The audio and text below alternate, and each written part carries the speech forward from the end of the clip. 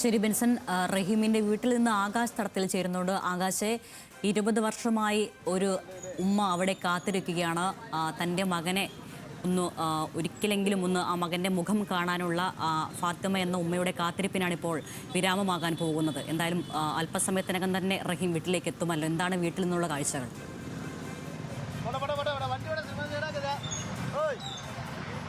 അരുണ്യ, വീട്ടിൽ എല്ലാവരും കാത്തിരിക്കുകയാണ് റഹീമിനെ. പ്രത്യേകിച്ച് പറയുകയാണെങ്കിൽ ഉമ്മയുടെ കണ്ണീരിൻ്റെ ഫലമാണ് ഇപ്പോൾ കണ്ടിരിക്കുന്നത്. മകനെ ഒരു നോക്ക് കാണാനായി ഉമ്മ വീട്ടിൽ കാത്തിരിക്കുകയാണ്. നമ്മളുള്ളത് റഹീമിൻ്റെ വീട്ടിലാണ്. ഇവിടെ നിരവധി നാട്ടുകാരും ബന്ധുക്കളും കൂടാതെ മറ്റു ആളുകളും എത്തിക്കഴിഞ്ഞിട്ടുണ്ട്. ഇവിടെ നിന്നായിരുന്നു ഈ പഴയ വീട്ടിൽ സീനത്ത് മൻസിൽ എന്ന ഈ വീട്ടിൽ നിന്നാണ് 2006 റഹീം വിദേശത്തേക്ക് പോകുന്നത്. പിന്നീട് ഒരു മാസക്കാലത്തോളം അവിടെ ജോലി ചെയ്യുന്ന ഇടയിലാണ് സ്പോൺസറുടെ മകൻ്റെ മരണവുമായി ബന്ധപ്പെട്ട് റഹീം ജയിലിൽ കഴിയുകയും പിന്നാലെ വധശ്രമത്തിന് ഉൾപ്പെടെ വധശിക്ഷ ഉൾപ്പെടെ വിധിച്ചിരുന്നു. അതിൽ വലിയ നിയമ പോരാട്ടം നടത്തിക്കൊണ്ടാണ് റഹീമിനെ മോചിപ്പിച്ചിട്ടുള്ളത്. മലയാളി മനസ്സുകൾ ഒന്നടങ്കം 34 കോടിയോളം സമാഹരിച്ചാണ് റിയാദിലെ സൗദി ബാലൻ കുടുംബത്തിനായിട്ട് പണം നൽകിയത്. നമ്മൾ ഇപ്പോൾ ഉള്ളത് വീട്ടിലാണ്. വീട്ടിൽ എല്ലാവരും ഉണ്ട്, നിരവധി ആളുകളുണ്ട്. ബലിപെരുന്നാൾ നമസ്കാരത്തിന് ശേഷം നാട്ടിലേക്ക് എത്തിയതായിരുന്നു. റഹീമിനായിട്ടുള്ള കാത്തിരിപ്പാണ് ഇവർ. ചേട്ടാ, റഹീം വിമാനം ഇറങ്ങി. സന്തോഷം വളരെ സന്തോഷം. അല്ല, പെരുന്നാൾ ദിനത്തിൽ റഹീം ഇവിടെ തന്നെ വളരെ സന്തോഷം.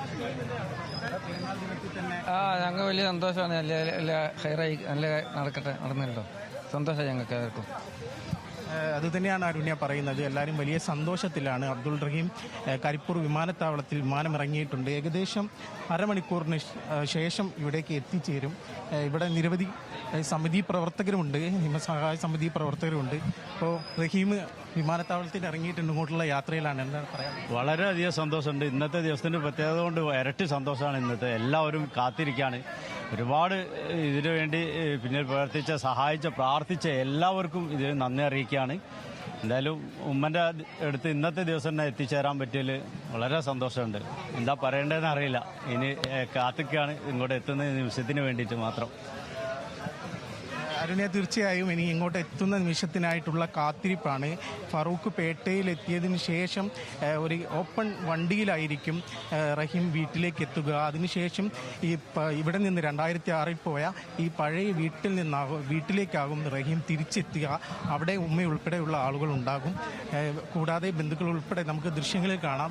ബന്ധുക്കൾ ഉൾപ്പെടെ ഈ വീട്ടിലേക്കാണ് റഹീം എത്തിച്ചേരുക. റഹീമിനെ സ്വീകരിക്കാനായിട്ടുള്ള എല്ലാ ഒരുക്കങ്ങളും ഇവിടെ ഒരുക്കിയിട്ടുണ്ട്. എല്ലാ ഒരുക്കങ്ങളും പൂർത്തിയായിട്ടുണ്ട്. സഹോദരനായ നസീർ ഉൾപ്പെടെയുള്ള ആളുകൾ ഇവിടെയുണ്ട്. കൂടാതെ ഉമ്മയുൾപ്പെടെ ഇവിടെയുണ്ട്. അതിനുശേഷമാകും, ഈ വീട്ടിൽ നിന്ന് ശേഷമാകും 4 വർഷങ്ങൾക്ക് മുൻപ് നസീർ ഉണ്ടാക്കിയ വീട്ടിലേക്ക് ഇവർ പോകുക. നമുക്കിത് വീടിൻ്റെ ഉൾവശത്തേക്ക് നമ്മൾ പ്രവേശിക്കുകയാണ്. നമ്മൾ ഇപ്പോൾ കാണുന്ന തത്സമയ ദൃശ്യങ്ങൾ കാണാം. നമുക്ക് റഹീമിൻ്റെ സഹോദരനാണ്. സഹോദരൻ ഉമ്മയുൾപ്പെടെയുള്ള ആളുകളുണ്ട്.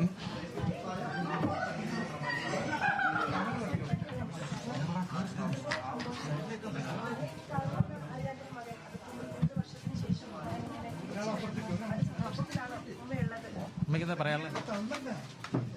പറയാനില്ല, ഞാൻ പറഞ്ഞുതരാൻ വരട്ടെ. കുട്ടി വന്നാട്ടെ. ഇറങ്ങിയത് കണ്ടു. നിങ്ങളുടെ എത്തിയിട്ട് ഞാൻ നിങ്ങളുടെ പറഞ്ഞുതരാം. സഹിക്കാൻ കഴിയില്ല. അവിടെ ഇരുന്നോളൂ പറഞ്ഞു.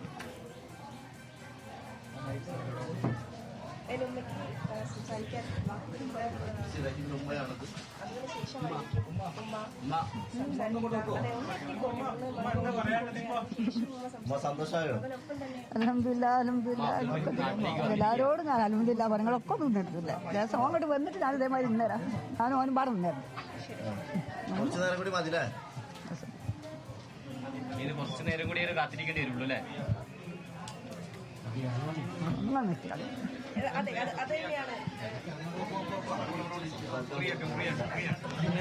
അങ്ങനെയാണ് പ്രതികരിച്ചിരിക്കുന്നത്. വളരെ സന്തോഷമാണെന്നാണ് നമ്മൾ പറയുന്നത്. അല്പസമയത്തിനകം മകൻ ഇവിടേക്ക് എത്തിച്ചേരും. അതിനുശേഷമായിരിക്കും കൂടുതൽ പ്രതികരണം ഉണ്ടാവുക.